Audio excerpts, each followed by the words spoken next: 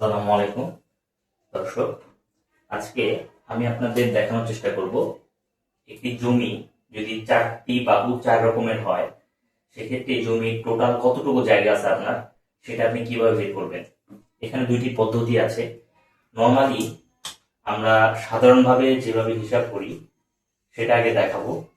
সাধারণভাবে হিসাব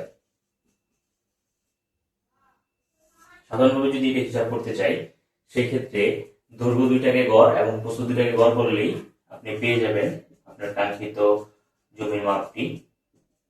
দৈর্ঘ্য এখানে আছে দৈর্ঘ্য ৮০ ফুট আর ৯০ ফুট, দুইটার গড় করুন ৮০ আর ৯০, ৮০ আর ৯০ এখানে ২ দিয়ে ভাগ করলে মানটি পেয়ে যাবেন। তো এখানে কত আসে ৮০ প্লাস ৯০ ৮৫ ফুট। এখানে প্রস্থ আছে, আপনার প্রস্থর গড় যদি হয় সেক্ষেত্রে ৭০ আর হচ্ছে ৬০, এটা ২ দিয়ে ভাগ দিবেন।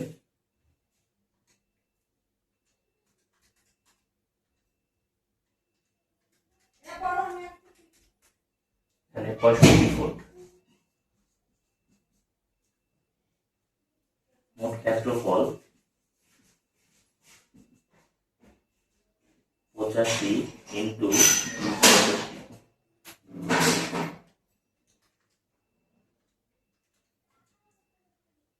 ৫৫২৫ বর্গ ফুট।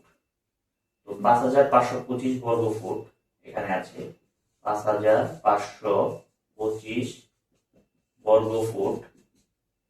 এটাকে যদি আমরা শতাংশে আনি, শতাংশ সমান ৫৫২৫ ভাগ ৪৩৬.৫, ১২.৬৫। ১% সমান ৪৩৬.৫ বর্গ ফুট। দর্শক শ্রোতা, এভাবেই আপনারা চাইলে সাধারণভাবে জমির পরিমাণ বের করতে পারবেন। সবাইকে ধন্যবাদ।